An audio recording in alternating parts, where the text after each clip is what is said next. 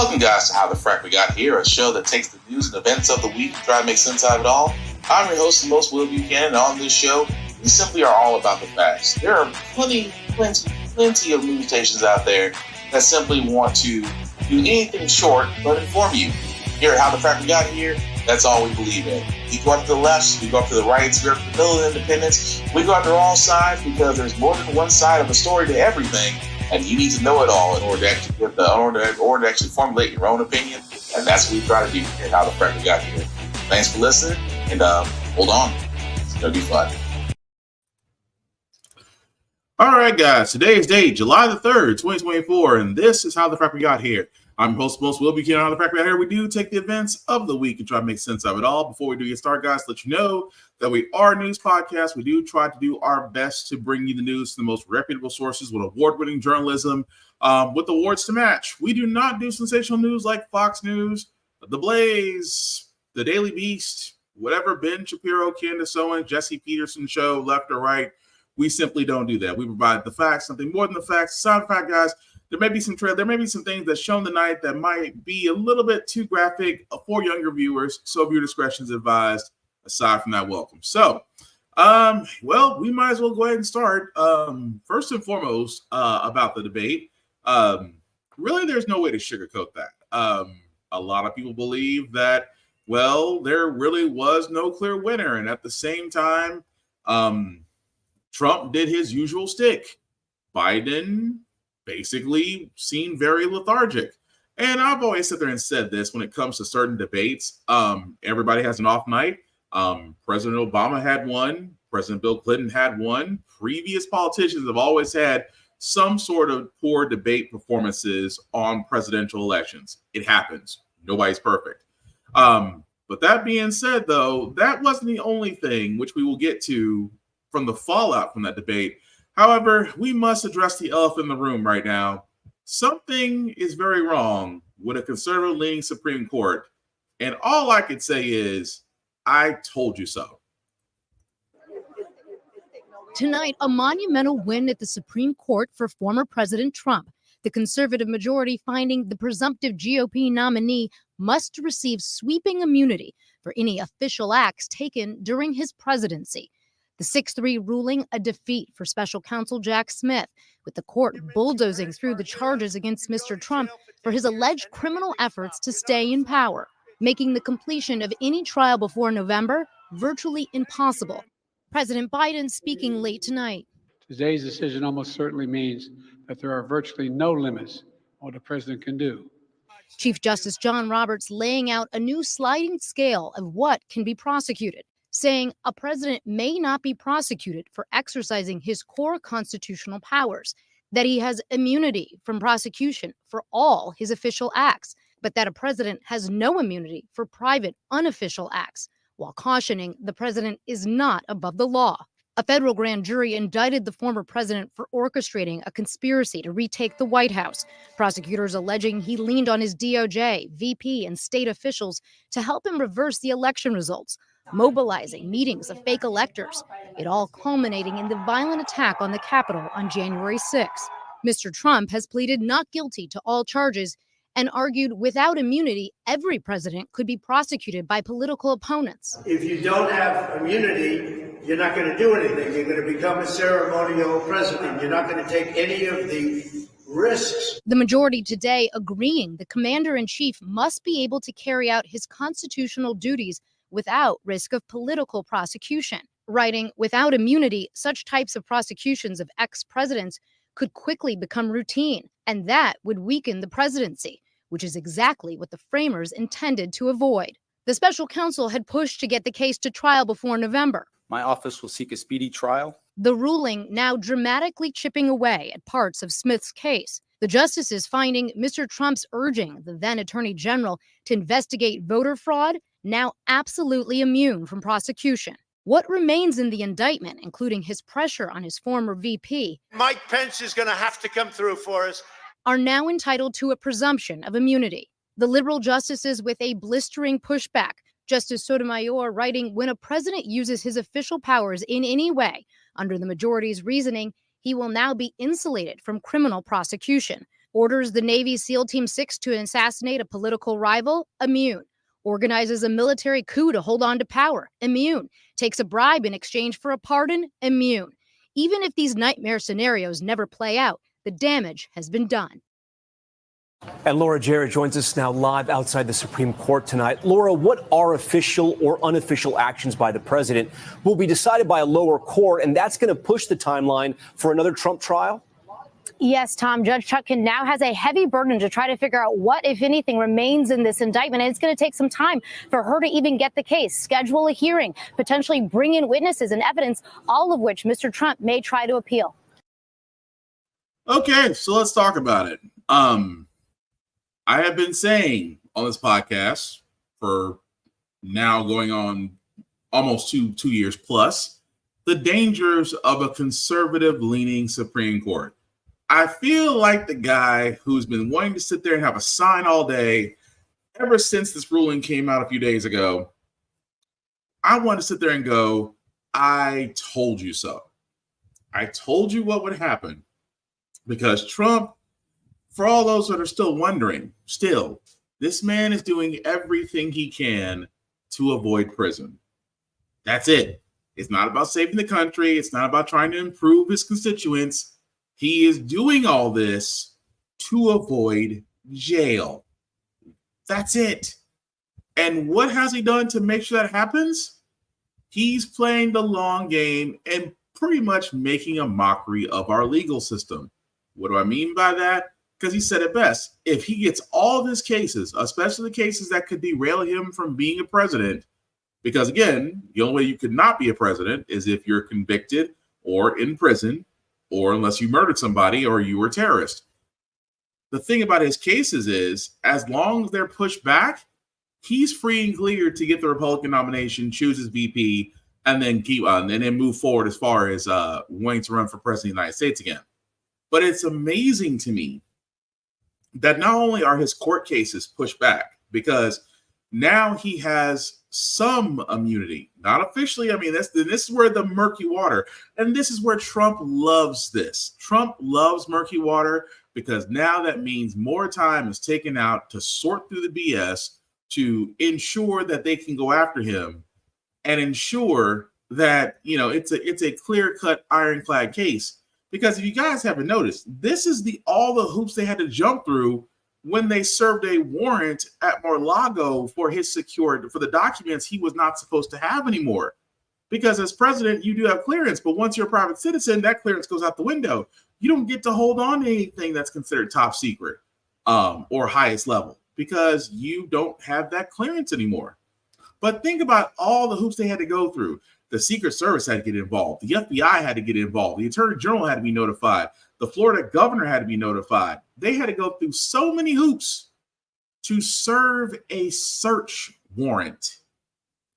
And now we are now back to square one initially, because now Trump has immunity. So what does he have immunity after? Because I can tell you off the bat, he is definitely going to try to go back to repeal his Manhattan conviction. Although, ergo, that happened before he was president. So therefore, and again, this is where the murky water comes into play, because he's had decades of mortgage fraud with New York, was convicted, trying to now appeal it, but he is a convict. He is a felon. There's no getting around that. But his lawyers will argue that the checks he had written at the time were while he was president, while he was the president. So they could argue that immunity could actually hold there. And again, welcome to the murky water that is now the legal system that Trump and his lawyers, which I'll give them credit, they are 3 Christmases over by now for the billable hours they're putting in to keep this man out of jail. But now he has immunity. Now it's going to affect a lot of things that he is now facing. Keep in mind, the voter interference in Georgia, that case is now affected. His document case, which he has against the FBI, that's now affected. But again, all that's getting pushed back because now we have to figure out, what does he have presidential protection from? What he doesn't. Because out of that 9-person Supreme Court, 6 conservatives all said when the president does it, it's not illegal. Want to know how that sounds familiar? President Nixon said it. the famous interview where President Nixon got caught on live television saying, when the president does it, it's not illegal. And now, thanks to the Supreme Court, it seems to hold true.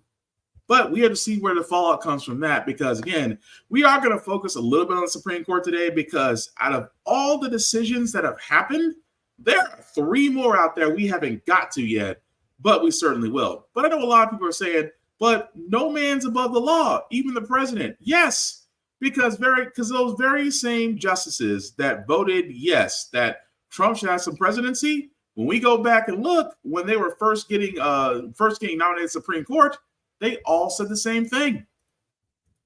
I guess all of these comments here during confirmation hearings don't mean anything. Go to my iPad. Watch this.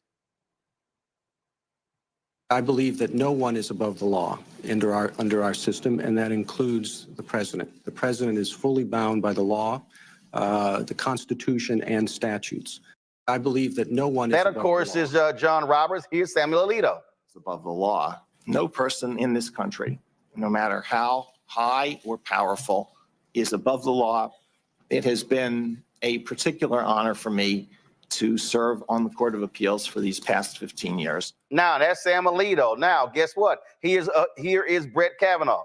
No one's above the law in the United States. That's a foundational principle that I've talked about, coming from Federalist 69, coming from the structure of the Constitution. We're all equal before the law in the United States of America. Well, we know all 3 of them were lying. So again, thank you, Roland Martin, Unfiltered, but that's 3 justices. Chief Justice John Roberts, Samuel Alito, Brett Kavanaugh. All before their confirmation hearings, all said the same thing. No president, no one, including the president, is above the law. Those very same, before they were Supreme Court justices, all said the same thing. No man, including the president, is above the law, and we believe it as such. So what changed? I'll tell you what changed. Trump. Once Trump got elected, again, he had his own really game he wanted to run. This is the same man who's the only man in modern American history that bankrupted a casino. This great businessman, former and now convict, one of his businesses was a casino. He bankrupted a casino. A foolproof business venture that Las Vegas and other cities that have gambling have proven to be very lucrative. He ran one into the ground. And now this is the same guy who now has been empowered by the Supreme Court.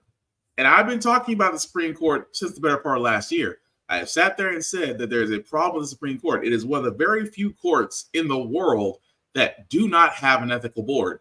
Because most courts, every court has a check and balance, right? We said so with our branches of government. We said the judicial, the executive, legislative branch all have checks and balances. Here's the crazy part.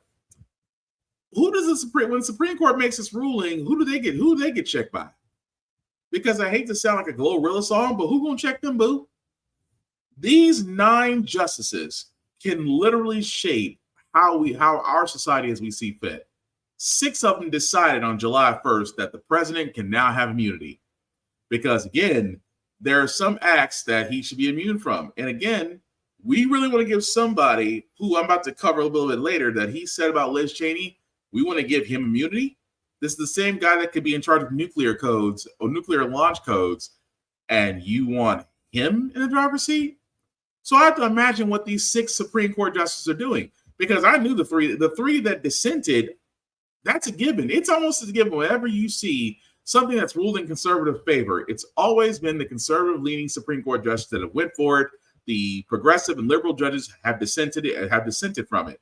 So again, with Kavanaugh, with Alito, with Chief Justice John Roberts, with Brett Kavanaugh, with Amy Coney Barrett, with Neil Gorsuch, I'm like, we can keep going on, because these are all but 6 of the conservatives that voted for this. And again, what does that say now that the president, because I can go to Fox News, but let's be honest, Fox News is praising this. Fox News is saying, yes, the president should have this. You know, Trump has been getting a bad rap because, you know, whenever a court ruling goes for Trump, they praise the legal system. But when Trump gets convicted, it's a sad day for the legal system. So no need in playing Fox News because we already know the BS are going to spread. But again, when it comes back to immunity, is it saying a lot that we keep on saying no man is above the law, but our Supreme Court sat there and said, except the president whenever he does something, because apparently when he does this, it's not illegal. But again, I digress. That is just one of the rulings that we should be shocked by. But before we actually dig into the Supreme Court, guys, how can I put this ever so nicely? Going back to the debate for a second, yes, President Biden really didn't have the best presentation. But people forget, well, he's old. Well, he's 81 years old. Yes, true. He's also dyslexic. He also has a stutter. He had to overcome challenges to actually do public speaking. So, and again, I always put this way when it comes to debates. Every debate prep has a strategy and has an approach. Maybe the approach that they decided on for him that night wasn't the best one. Because Trump, again, when I talk about debates with Trump, and I point this out, there is no debating with Trump. It is pretty much having to not play his game, but at the same time poke holes in his game while showing yours off. Trump is basically a pig. A pig likes mud. If you get in the mud, the only person that's going to like is the pig, and you'll just get dirty. Because, again, that's his wheelhouse. Trump has to sit there and say, oh, well, he's old. He allowed the border talk. He spent more money. He did this. He did that. He can lob lies because he's used to it. He can lob lies to the point to where he believes half the crap he says. The one thing about Biden I was hoping he would do is talk about the accomplishments that he's done. Because really and truly, CNN already has another problem for not letting black media outlets in, which again, they got to answer for. But let's be honest, CNN's under different management now. So that should tell you everything you want to know. But Biden really could have taken advantage of that and sat there and said, you have done nothing positive. Everything you said was a lie. Here's what I've done. Here's what we've done. Here's what the Democratic Party got done. And then explain what you need to do for the next 4 years. See, that's the one thing I was hoping Biden would do, but it just felt like he had to fact check. And here's my thing. Before I get into what the Democrats are trying to do now. Here's my thing. The moderators should have fact checked both sides. Fact checking should not be left to the other person you're debating against because, again, they're trying to prove a case. Fact checking should be done by the moderators. I showed one guy who was the moderator for Colorado, and he fact checked on site with those representatives. And that's beautiful because that's how it should be done. But again, with Biden's poor performance now, all you have basically heard is that maybe it's time for him to stand down because he just might be too old. Doubts from within his party and new polling that shows the president falling further behind former President Trump. Today, candidate Biden telling his team, no one is pushing me out. The president and vice president held a conference call with campaign staff. Officials say he was direct, saying to aides, let me say this as clearly as I possibly can, as simply and straightforward as I can. I am running. Nearly a week after the debate that the White House labels a bad night, the president called key congressional Democrats, officials here acknowledging the strain. That the last few days have been challenging. With more troubling signs in new polling done after the debate. President Biden now trailing former President Trump by 6 points. 80% of those surveyed said they consider the president too old to run again. Biden allies say the president must counter that perception. President Biden has got to go out there and on a sustained basis show he has the stamina and can do the job. But a second House Democrat, Arizona's Raul Grijalva, has now called on Mr. Biden to drop out. The president's only public event today, a Medal of Honor ceremony in the East Room. Son Hunter Biden in attendance. The president ignoring reporters' questions. The White House says the president is now feeling great after citing a cold on debate night. The president told donors Tuesday evening that he had jet lag too, though the debate was 12 days after his return from Europe. The president said that this is not an excuse, but an explanation. Meanwhile, the White House is also trying to blunt any signal the president is even talking about an exit, and rejected a report from the New York Times, not confirmed by NBC News, that the president told an ally he is weighing whether to continue. Is the president telling people he's evaluating the race? False. That is absolutely false. All right, Kelly, that poll you cited, just one of several new polls showing the debate did real damage to the Biden campaign. And the Biden campaign is responding to the polling, saying that they argue the race is incredibly tight. While tonight, the president and vice president continue outreach with a meeting with more than 20 Democratic governors on video call, and some are here in person, looking to shore up support and to address their concerns. And this is why I keep saying the Democrats will always seem to have this problem, that one little performance, and now everybody is panicking. Oh, well, maybe we need a new candidate. He's too old. There's no way he could beat Biden. There's no way Biden can beat Trump. I'm like, I feel as a concerned voter, I'm like, how are you guys in office? I have shown, like I said on the previous podcast, I've shown previous videos where former Secretary of State Hillary, Miss Clinton herself, danced circles around Trump in a debate. Even more so, predicted everything that would happen in his presidency did happen. She didn't miss on anything with this man. Biden, when he debated Trump, will you shut up, man?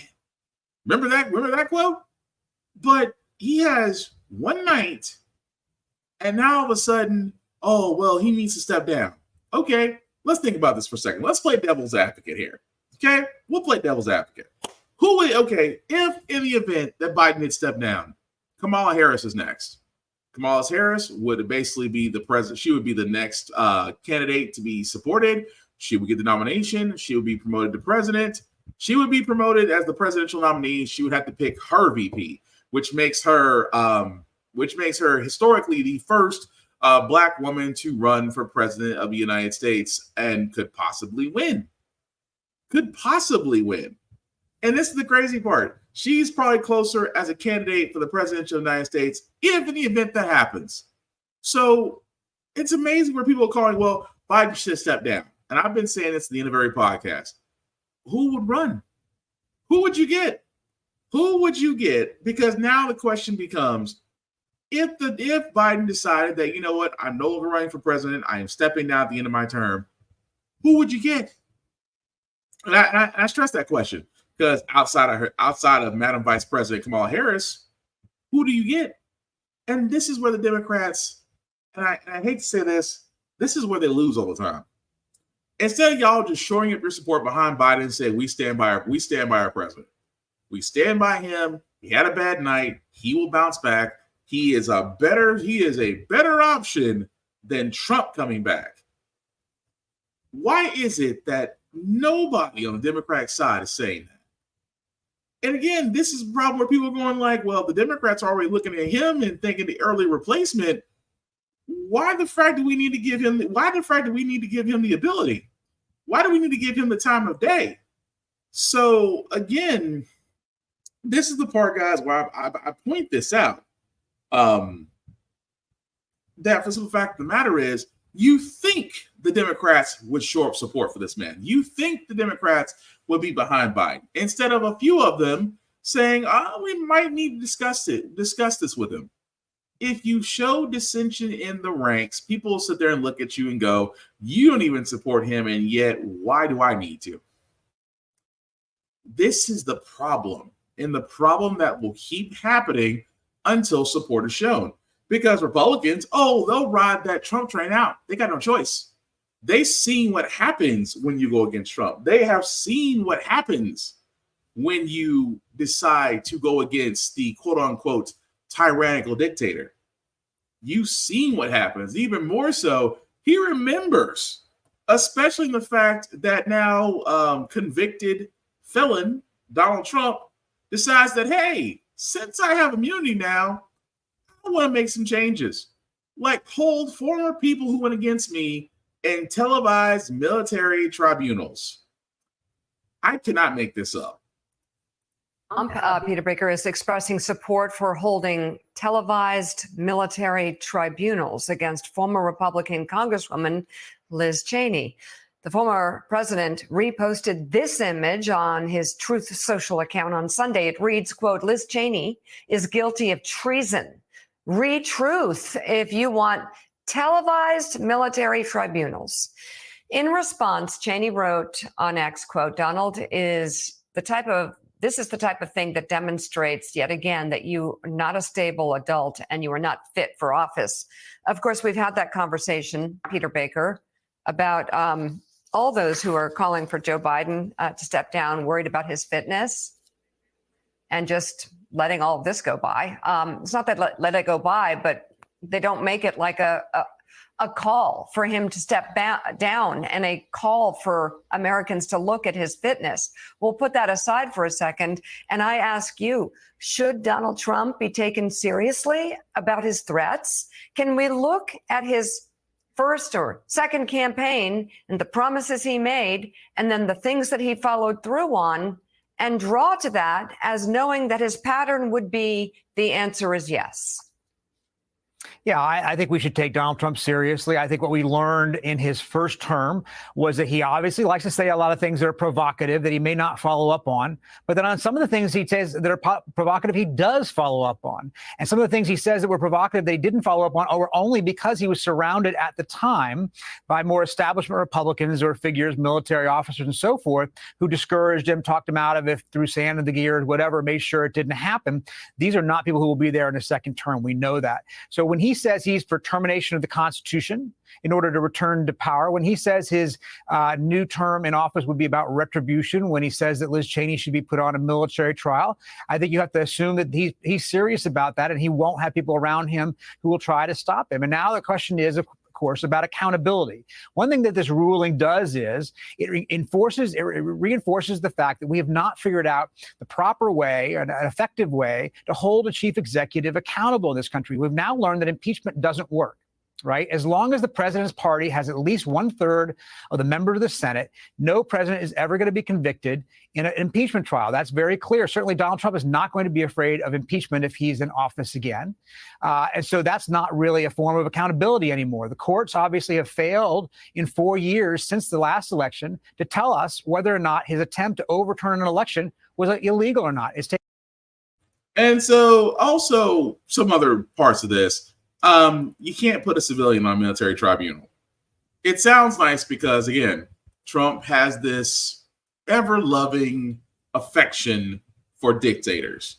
And he believes, and it's amazing to me how people don't take what he said to Time magazine earlier this year very seriously, where he said he would be a dictator when he comes back. He sat there and said that he would, for lack of better words, dismantle certain federal agencies, fire public workers, and basically reverse the convictions of those that participated in the insurrection on January 6th, which we'll get to momentarily because the Supreme Court's kind of already done the work for him.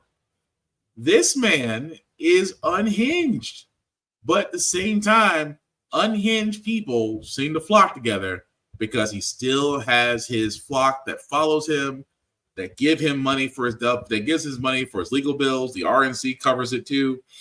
But at the same time, it is amazing how this man has sat there and said half the things he wants to do.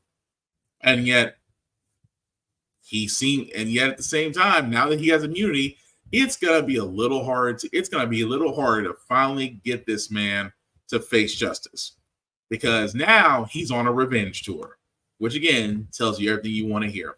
But the reason why I want to take a little bit of the podcast tonight and stick with the Supreme Court, because the immunity ruling wasn't the only thing that the Supreme Court covered. And each of these rulings I'm about to talk about will affect us very much so. I will talk about the first one, the Chevron decision, which again, I'll explain very closely, but you really should be paying attention to this one because this was one of the other landmark ruling cases they reversed on. From the Supreme Court overturning Chevron NRDC. For that, we'll turn to Eamon Javers. Hey, Eamon. Carl, that's right. This is a sweeping decision by the Supreme Court to overturn what's called the Chevron precedent here. The reason it's significant is because it has enormous implications for the administrative state in the United States of America and all federal agencies and their ability to interpret the law. What the Chevron precedent was a 1984 case from the Supreme Court, which held that in absence of other information, courts should give deference to administrative agencies' interpretation of the law. That gave a huge area of wiggle room for federal agencies to interpret what Congress meant when it passed given laws, if there was any gray area in those laws. What the Supreme Court is now saying this morning in a 6-3 decision is that courts may not defer to an agency interpretation of the law simply because a statute is ambiguous. Chevron, they say, is overruled. Again, that is a 6-3 decision. One interesting point here, going back to the Chevron case originally in 1984, the Supreme Court writes, Chevron, decided in 1984 by a bare quorum of 6 justices, triggered a marked departure from the traditional judicial approach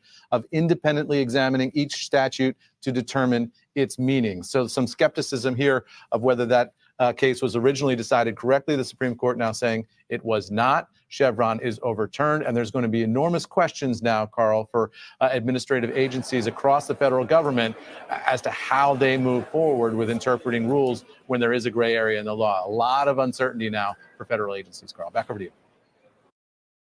Okay. So again, to basically explain this, and I want to be as really clear as humanly possible. So historically, the Chevron case that they're talking about, which was, I think was, and also I'd be very careful because I gotta say this correctly because I know somebody's gonna stand and say, no, that's not right. So basically, in Relentless versus Department of Commerce and Loper Bright Enterprises versus Raimondo, those two, again, this is the part where the Chevron case comes into place. So what usually happens is, because this was basically the reason why it's called the Chevron Doctrine, initially back in 1984 was Chevron versus the Natural Resources Defense Council, which again directed the fact that federal agencies were considered the experts in the fields into which they were enforcing. Which again, just to give you an example, say for instance the EPA saw an environmental act that was caused by a corporation or a company or individual. The EPA could actually follow up with said people, including all types of actions, including matters of legal and penalization. And again, the courts would have to follow them because the EPA are the experts, hence the Chevron Doctrine. So here's the crazy part. Because now the leaning Supreme Court, conservative leaning Supreme Court, decided that that's not really right and it should be left up to the courts. They shot that down. So now, what have they done? They have just literally sat there and said that we're going to take the power of these federal agencies and it has to be relative to the courts, which means the justices are now the experts, which makes it harder for federal entities like the EPA, like I'll even go as far as the Credit Bureau, as far as the CBC, the FBI, the ATF. All of these guys are now going to have harder times because of the fact that the Chevron Doctrine is no longer in place. Does it make it harder for their cases to be made? Yes. Will it make it almost impossible? Hard to say. Because now it used to be to where when companies did bring this forward, they had no problem with this. None at all. But it is amazing to me that stripping the federal authority department, these federal authority agencies of their power, leaves it open to interpretation now. Again, something very simple that now only corporations and certain people in certain areas are going to benefit well, because now it's no longer an open and shut case if a three-letter agency comes looking for you. And again, that's the part that, again, people are not understanding.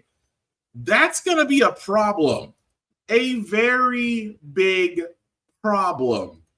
And wait for the next environmental disaster. I hope it doesn't happen, but they'll see what happens when the Chevron Doctrine is removed, when you have another mass trail derailment that may have contained nuclear waste, or you may have a next oil spill that actually happened near a viable drinking water source.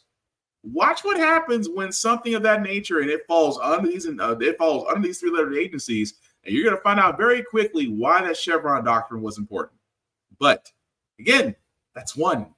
Let's get to number two, because apparently bans or fines on homeless people sleeping out on public areas, to where some cities and even some states were doing bans that targeted homeless people, bans that included fines or jail time if they couldn't pay the fines.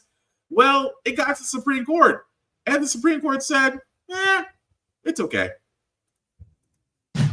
All right, happening now. We're going back to the Supreme Court, where the latest round of opinions are in this morning.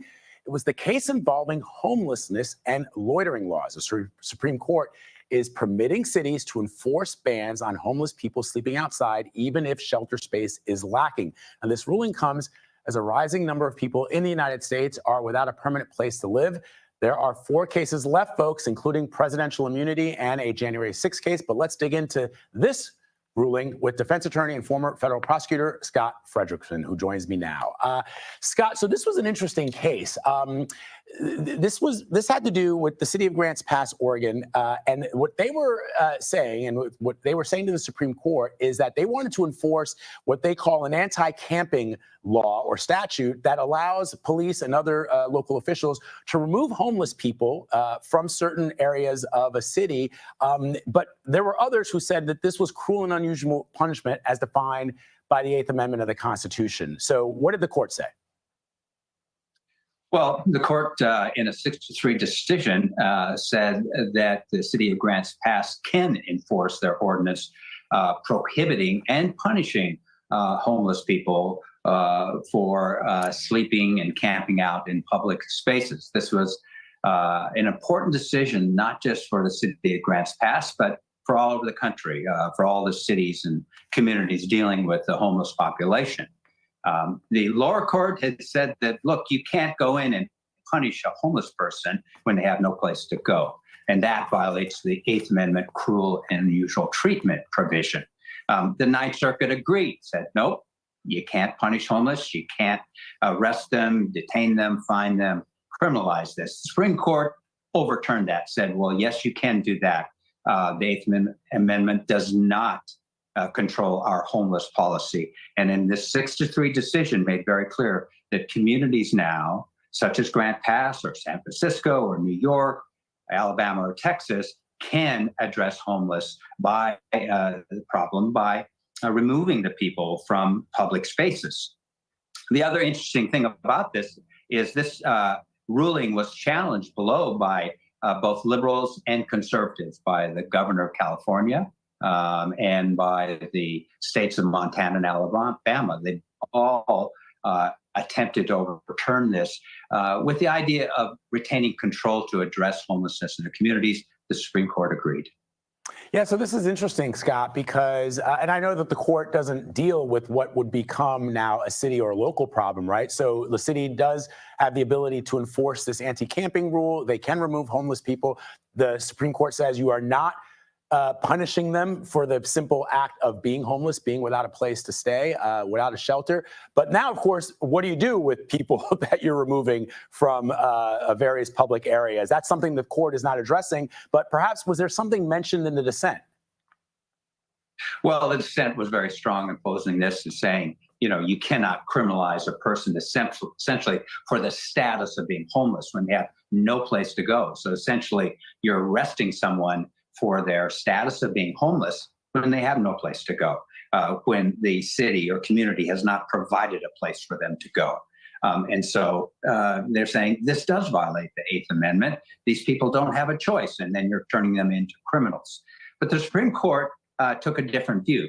They're essentially saying, well, the policy on this, the power and authority should reside with the community to determine this. So one shouldn't interpret this opinion to mean that communities are going to go in and start arresting and putting people in jail necessarily.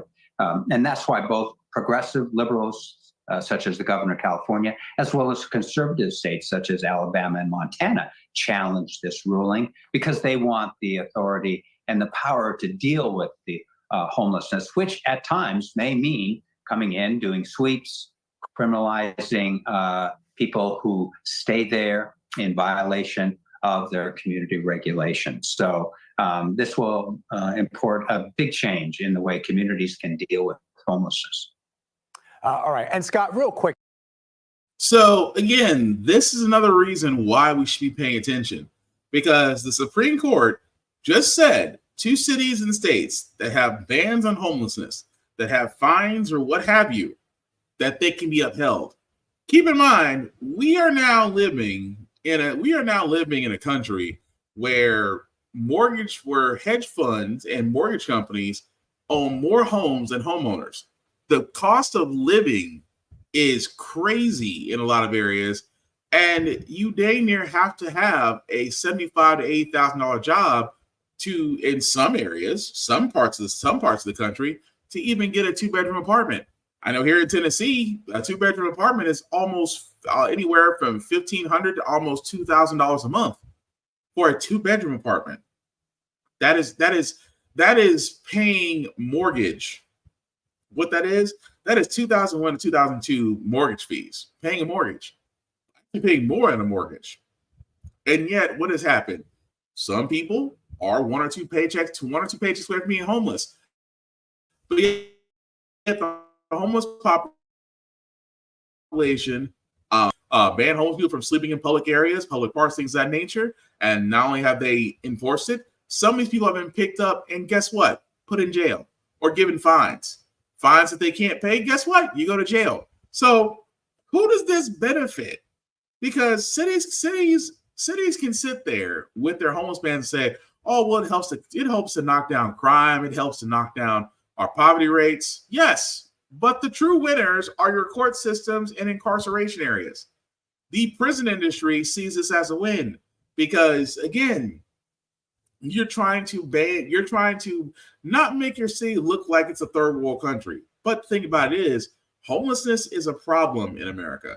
Shelters are full. People are barely trying to get by, working 2 or 3 jobs plus to break even.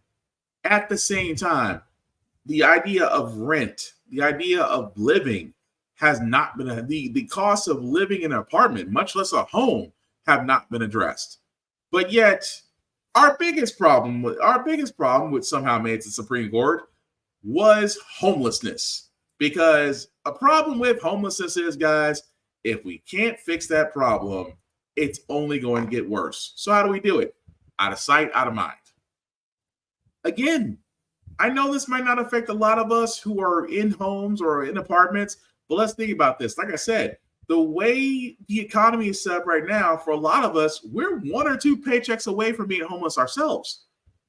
Because trust and believe, they'll be quick to remove you if you can't make those payments, and we'll slide somebody else in, and the wheel begins again. But at the same time, homelessness is a problem that should not be met with bans and fines. It will not work that way. But thanks to the Supreme Court, again, all conservatives voting for this, all liberals and progressives voting down against this. But hey, when you're 6-3, this is the dangers of Supreme Court. But wait, there's more, because now the Supreme Court also ruled that you can, robbery is okay. What I mean by that is, guys, is this story here. So again, this also came out in the Supreme Court, where basically there was a case, in the case of James Snyder. He was a mayor out of Portage, Indiana, who was convicted and sentenced to 21 months in prison for violating the law at the time, known as Section 666. What he basically did was he received $13,000 from a truck company that had received new contracts from the city that could total over $1 million. Snyder says the $13,000 he was given for this said company getting this awarded city contract was for consulting fees.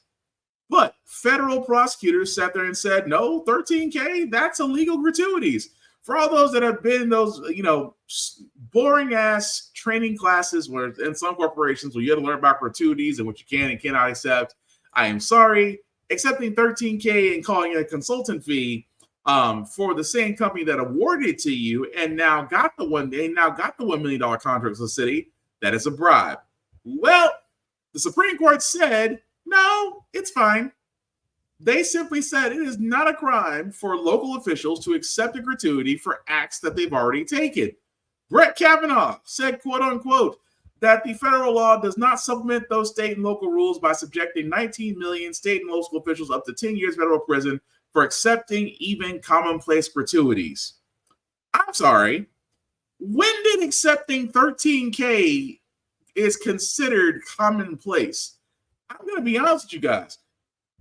If you are given a large amount of money for your opinion to be swayed one way or another, it's bribery. That's exactly what it was. This guy cannot sit there, who now is now overturned and now a free man. This man cannot say that the $13K he was given from the said company, who now won the contract, he can't sit there and say, "Oh, that's for consulting fees." Consulting fees? What are you getting for $13,000 that's considered consulting? That's bribery. But now the Supreme Court had ruled that, hey, it's not bribery, just commonplace gratuities. You know what you've just done? You have basically just empowered not just politicians, but those in influential areas that they can accept money before or after the fact, and it's not considered legal. It's not considered illegal anymore. I can just leave that door open right there. Do you know how many folks will now use that case to prove that what they have is not bribery, but gratuity? This is the part where, guys, I keep saying the entire time, this is the dangers of a conservative-leaning Supreme Court. They have just turned around and gave Dorito immunity. They have turned around and sat there and said that, hey, the three-letter government agencies don't have the same legal authority in courts that they used to anymore. They said that cities that have homeless bans can be upheld. And I just now said they have legalized bribery. You're probably wondering what the cherry is on top right now, right? Well, remember when I sat there and talked about the fact that those January 6th insurrectionists, where a lot of them actually got jail time?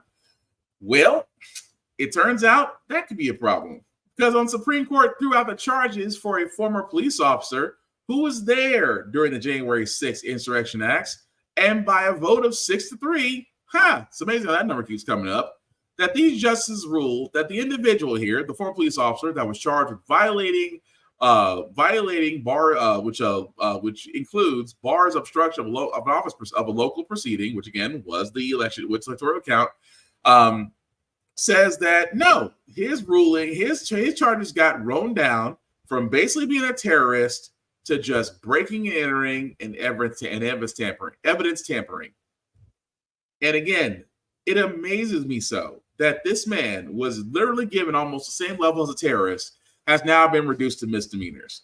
Now, why are you probably wondering that? Why we're bringing this up? Well, we're bringing this up because, again, just like the bribery case, those guys and girls on January 6th can now use that case and say, hey, we weren't terrorists. We were just doing such and such. And now the Supreme Court has upheld it. So, guys, what am I getting at here? Aside from the fact that the Supreme Court, 6 of the 3, it's always been 6-3. I have yet to read any of those 4 cases that I just went over. 6-3 was the ruling. 6 conservatives decided that it was okay. 3 liberals and progressives said it was not okay. But because we have a conservative-leaning Supreme Court, this is what happened. And now, again, Dorito has immunity. We have now just sat there and said that government agencies don't have the same legal power that they used to anymore. We have said that homelessness bans that cities have done can now be upheld. We've just sat there and said that bribery is now legal. And of course, those that have participated in the January 6th insurrection may wind up getting a pass after all. 5 decisions all made within a week. 5 landmark decisions. And I keep saying this the entire time. And I hope to God Biden, who now, because now Trump has immunity, so does Biden. If I was Biden, I'd be looking at the Supreme Court.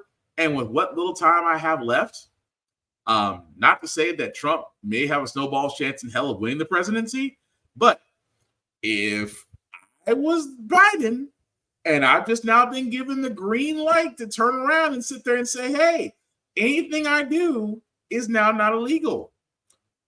I'm looking at Supreme Court and I'm going, I could balance it. I could overthrow it. Who can stop me?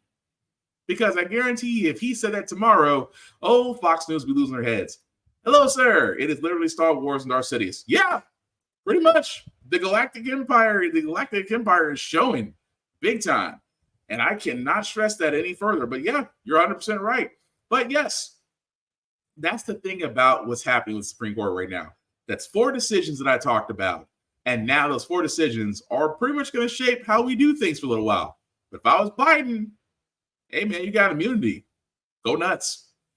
But speaking of things that are going nuts, I cannot believe I'm saying this, guys, but in Ohio, they believe that public schools should now be mandated. A public school superintendent believes that in his Oklahoma education system, that they should now be including regular utility Bible lessons with the school. I cannot make this up. From Oklahoma's top education official requires all public schools to teach the Bible and the 10 Commandments starting in the fall. Stephanie Sy has the details. Now, just weeks after Louisiana law mandated the display of the 10 Commandments in classrooms, Oklahoma is now requiring the Bible's inclusion in lesson plans, not only in studying history or comparative religions, but, quote, ensuring our students grasp the core values and historical context of our country. For more, we're joined by the author of this new directive, Oklahoma State Superintendent of Public Education, Ryan Walters. Superintendent Walters, welcome to the NewsHour. Let's start right in with this new directive. Your memorandum says, quote, effective immediately, all Oklahoma schools are required to incorporate the Bible, which includes the 10 Commandments, as an instructional support. It also says immediate and strict compliance is expected. Sir, what does compliance mean? Because that's wide open for interpretation. It could mean referencing how Shakespeare employs scripture in his plays, or it could mean memorizing Bible verses. Which is it? And are teachers going to be able to decide for themselves? Well, thanks for the question there. We've issued this guidance and we are issuing additional guidance to classroom on specificity in the upcoming weeks. So we have standards that are in place that talk about that our teachers are to teach the role religion played in the classroom. We have since seen that they are not doing that. They are not talking about in their classroom the role that the Bible played in American history. So we will be offering additional guidance to districts that they will have to comply with, which is to ensure the teaching of our standards and the role the Bible played in American history, dating back pre the Constitution, whether it's the Mayflower Compact, the Pilgrims, all the way up through Martin Luther King Jr. and civil rights movement, where he repeatedly quotes the Bible as a directive for what he's trying to do there.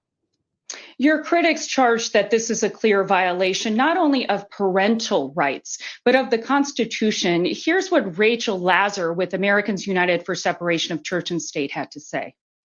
It's not about teaching religion as an inspiration for literature at times, or art, and that's all permissible, or teaching comparative religion.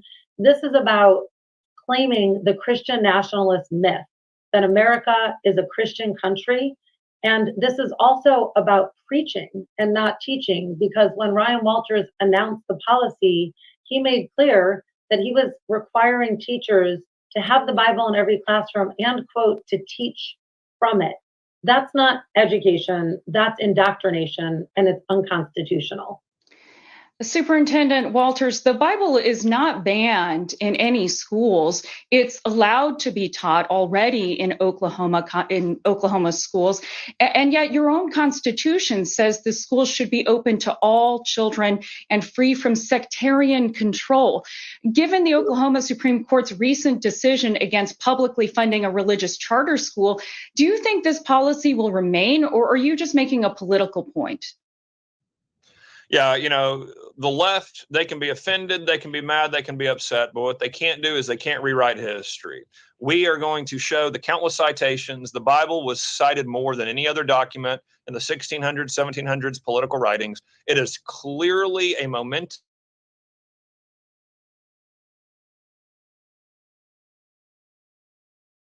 President Trump's nominees to the U.S. Supreme Court, that if we get sued and we get challenged, we will be victorious, because the Supreme Court justices he appointed actually are originalists that look at the Constitution and not what some left-wing professor said about the Constitution. So we feel very confident in it moving forward and winning every legal case. For the record, the Constitution itself does not mention God or Jesus or Christian in its text. But going back to your memo,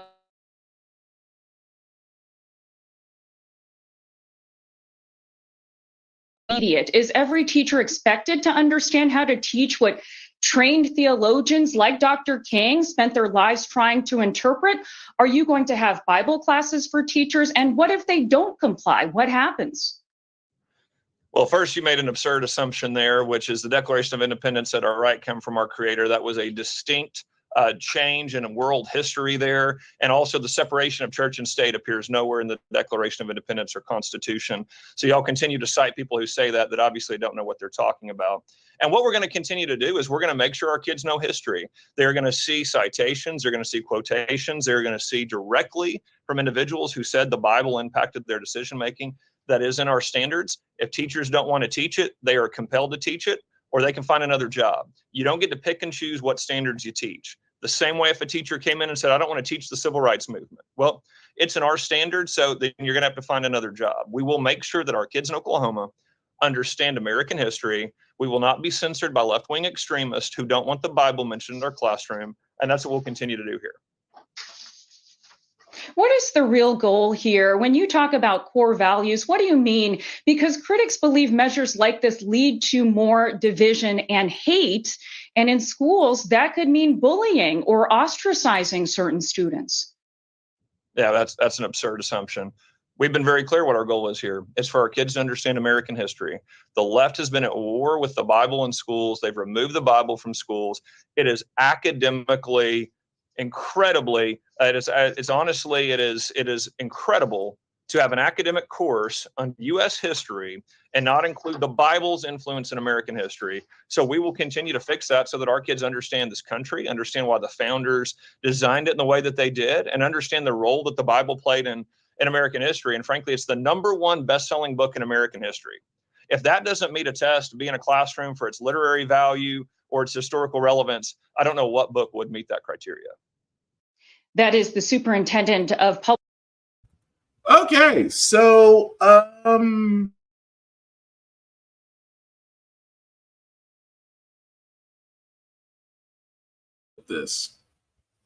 was something.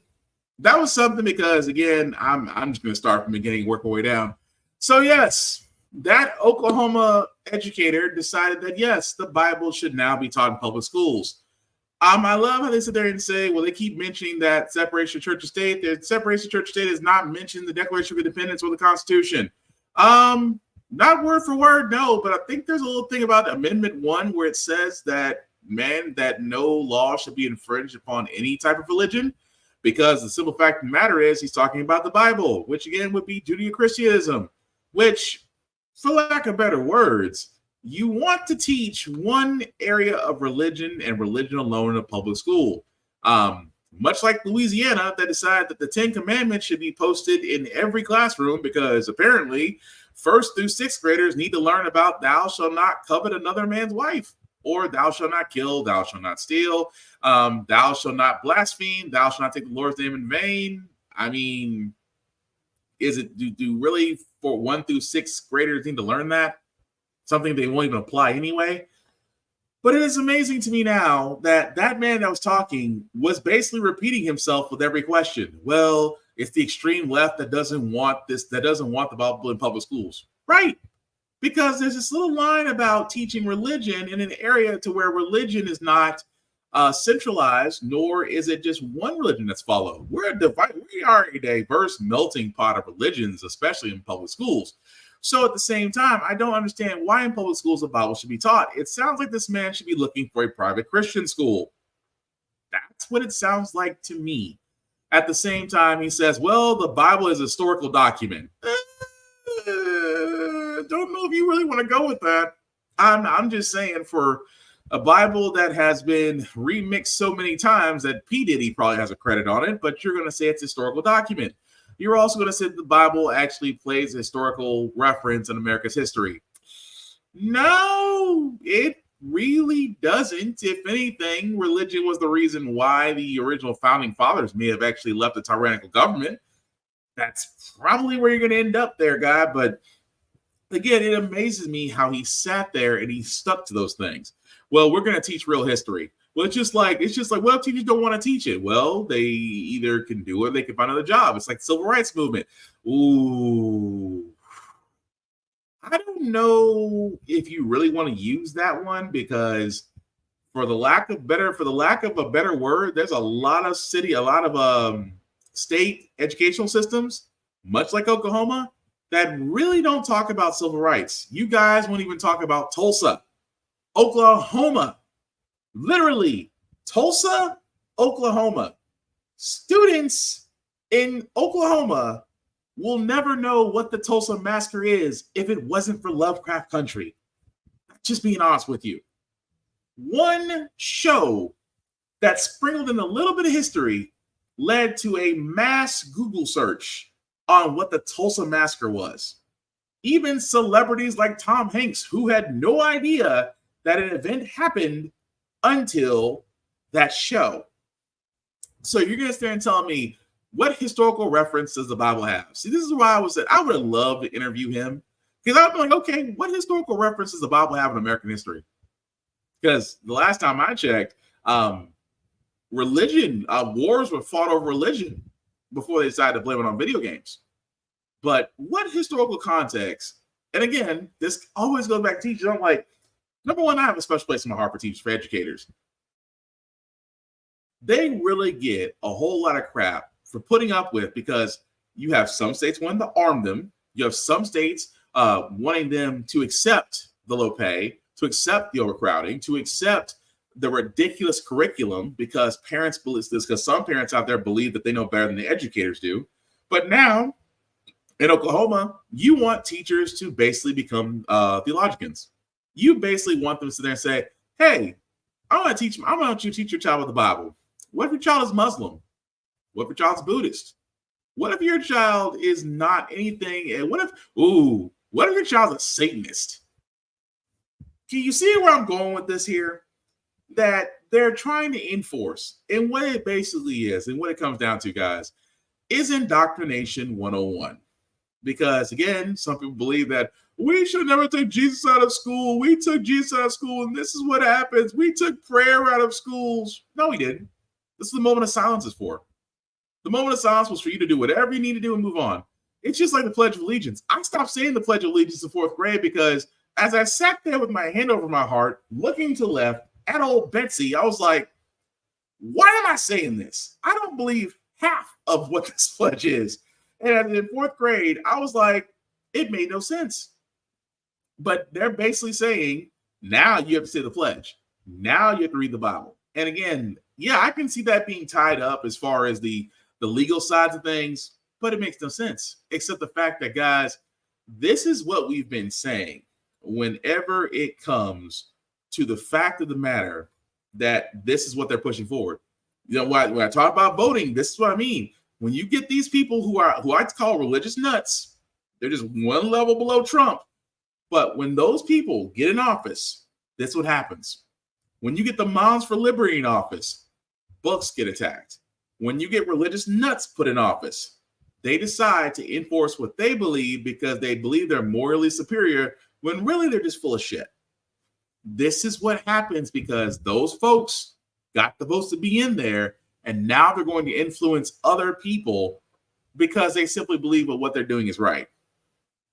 There is a reason, and I cannot stress this enough. And I even mentioning Project 2025 doesn't ring the same anymore because, again, yes, this was a plan that was concocted on a southern plantation, which is still funny to say that, but it's true how it's operating.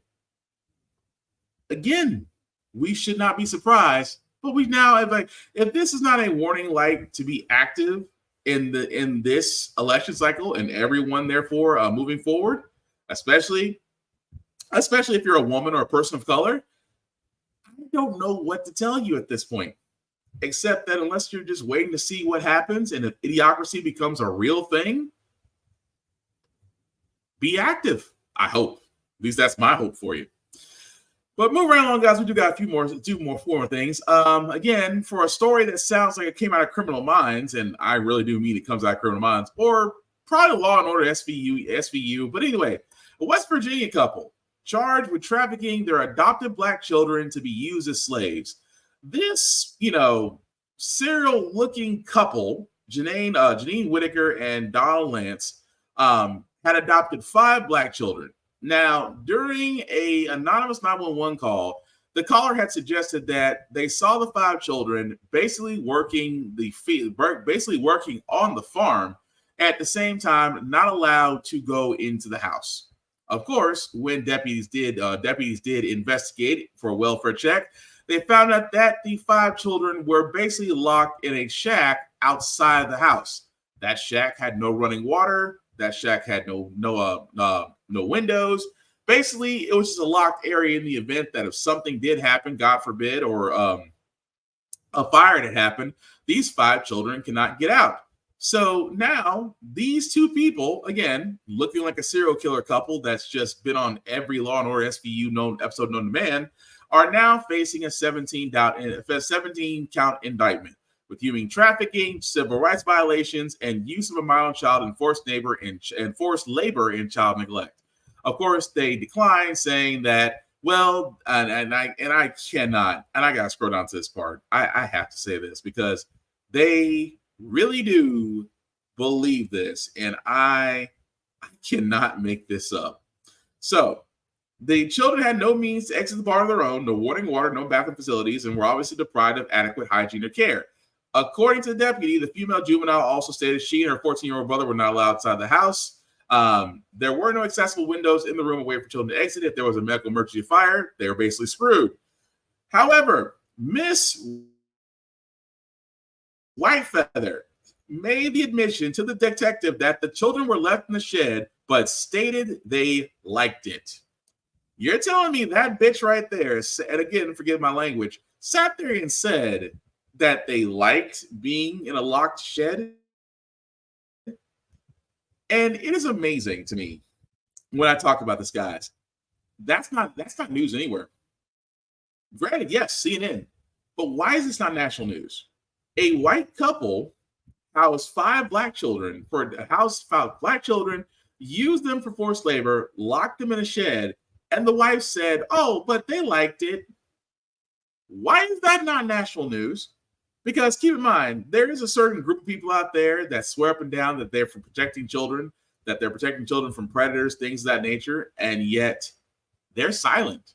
Can't find it on Fox News anywhere, can't find it on Newsmax anywhere.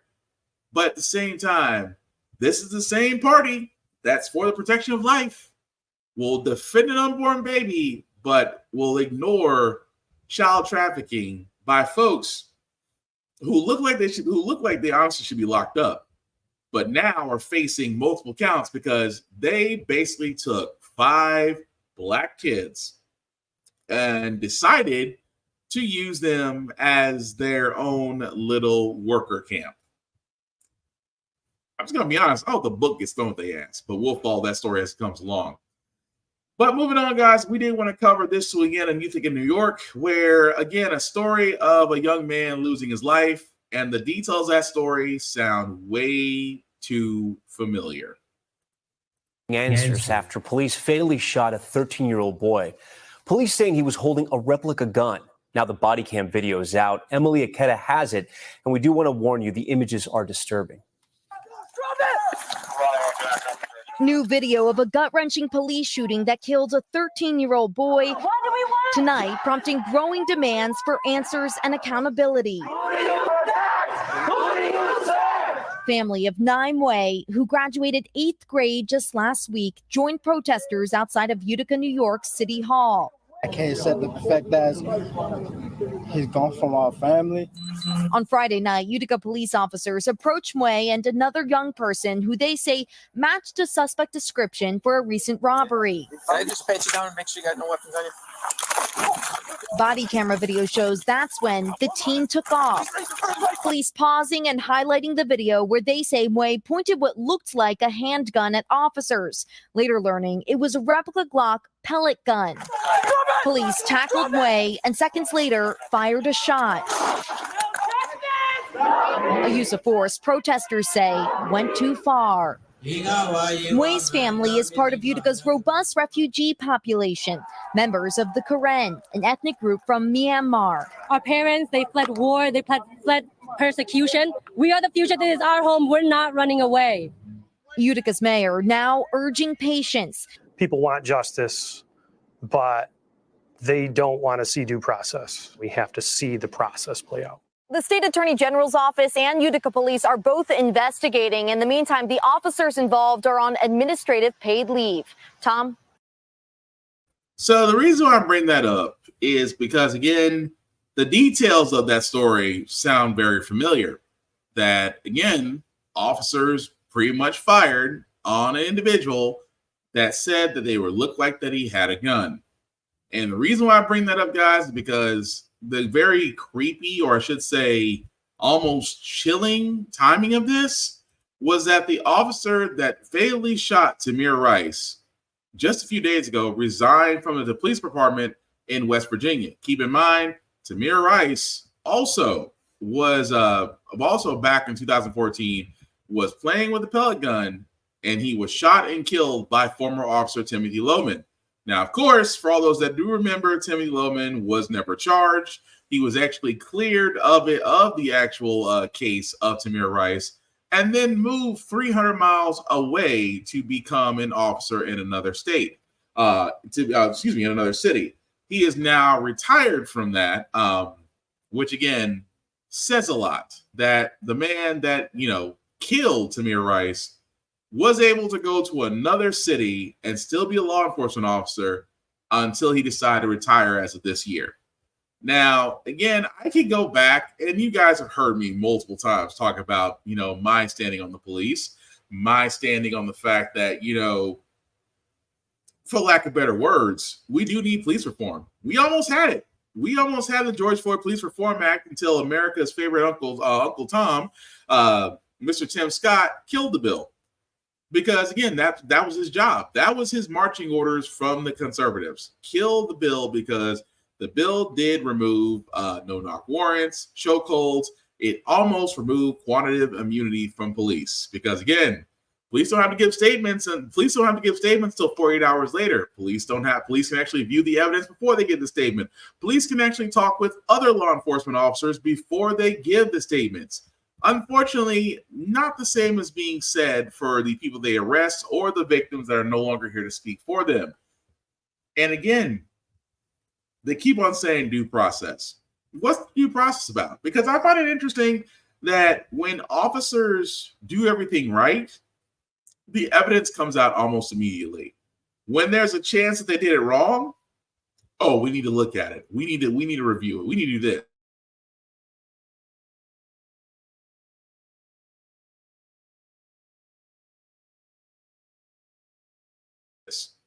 But for we actually voted in Nashville at the time because of a similar situation. We had voted for a civilian oversight committee. Of course, the law enforcement here did not like it because I don't know why. You protect and serve the public. You should be able to answer to the public. That's simple. If you do, as they always tell us, if you're doing nothing wrong, you have nothing to fear. The same thing can be said for law enforcement. If you're doing everything right, you shouldn't have a problem about having oversight. Well, here's the funny thing about that. That Civilian Oversight Board got dismantled as of 3 years ago when we had Governor idiot Bill Lee in charge, and he and the state legislature removed the Civilian Oversight Board from the police, almost because of the fact that we are completely a red state. But when we did have civilian oversight, yes, law enforcement did have to answer. They had to answer to claims and complaints and things of that nature because we had to make sure that the officers we're empowering to protect and serve are doing that without killing anybody. The same can be said for the nation, and I keep saying this all the time. You can train longer. And again, I have yet to have a law enforcement officer tell me wrong, and I will still say that into 2024. You have to train longer to be a nail technician, a plumber, contractor, an IT tech, a construction worker. You have to train longer in any of those professions. Whereas in the good old South, especially here in Nashville, Tennessee, within 6 months, you can be a law enforcement officer and be prepared to protect and serve inside a half a year. A half a year is not enough to train a law enforcement officer on de-escalation tactics, on recognizing special behaviors, on, not immediately going for the lethal option, but actually using non-lethal tactics. It takes longer than 6 months. At the same time, the criteria for how these individuals get in should also change as well. But we will follow that story as it goes along. I don't have a lot of hope in the fact that if it goes like the Tamir Rice case, I think those officers will be cleared. And again, it just goes to show you that the dissension between law enforcement and people of color is only going to get wider, because when it comes down to it, America said a long time ago, you're okay with killing black people as long as you're a police officer, because no matter what, they'll see it as justified. And yet they still wonder why they have such a hard time getting people of color to work with them. Maybe it's because you got a green light on us. That's all I'm saying. But moving right along, guys, it is amazing to me that, I keep talking about education. And I say education because education is one of the most vital things in our country. And yet at the same time, they're finding out that, there's a problem. This morning, experts are citing new data showing the pandemic has hindered the learning and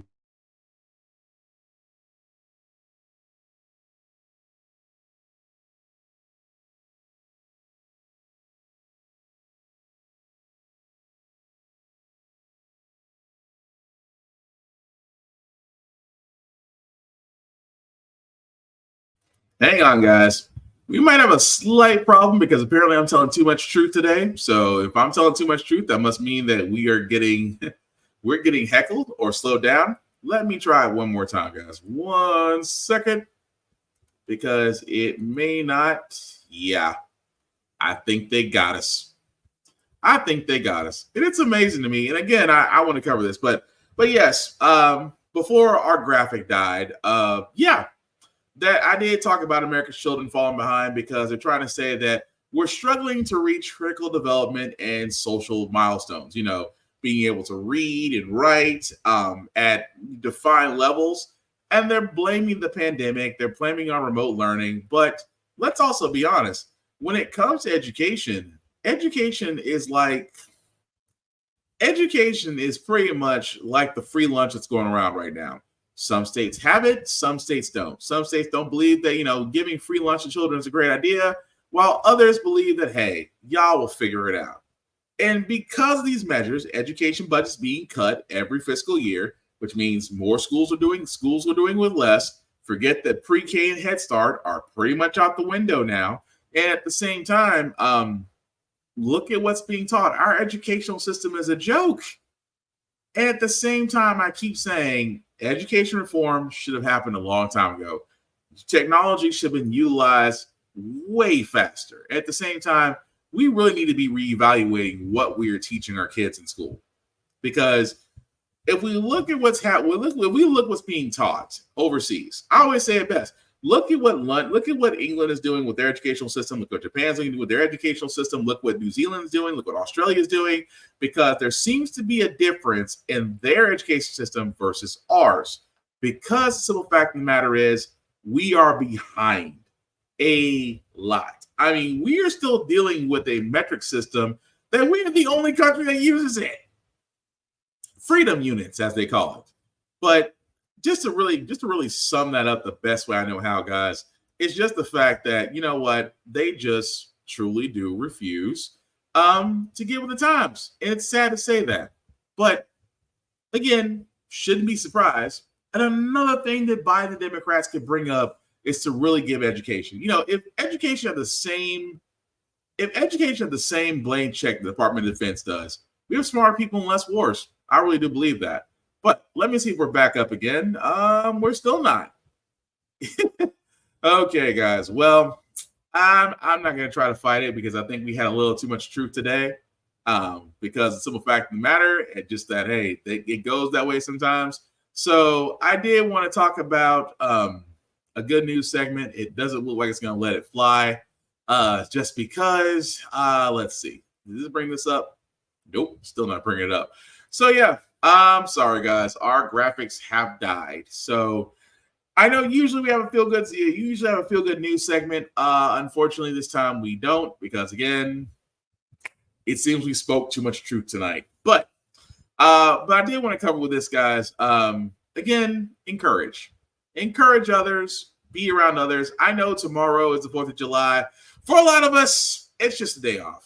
I mean, for a lot of us, like myself, Juneteenth was really our day we celebrated, although some companies still don't see it as a federal holiday, and some of us even had to work. But on the good old 4th of July, America, again, I don't see that as a day of freedom. That's just me. I'm gonna be honest about it. I see it as a day to get with family and friends, enjoy some food, don't have to work for 8 hours. Just, try to relax. Life's already hard. So my feel-good segment for you guys tonight, I will say this because, again, our graphics have just died.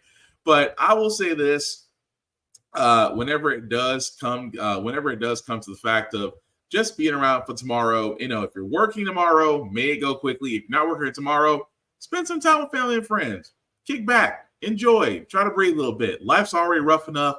So try, remember the little wins. Remember the wins, the little victories. Those are the ones that rack up. And, again, life is hard. But, again, this too shall pass. I hope that was encouraging enough. I know, graphics messed me up. So, I had next to nothing, and I still don't have anything. So, with that being said, guys, we're going to go ahead and wrap it just because, again, graphics have died. It's always funny about that graphics, here's how you know you've done something. Because if you've done something to the point to where everything stops working, that's saying a lot. But again, I digress. But I do want to thank you all who liked, who watched, who shared, who let this know this is live. I thank you from the bottom of my heart because without you, none of this is possible.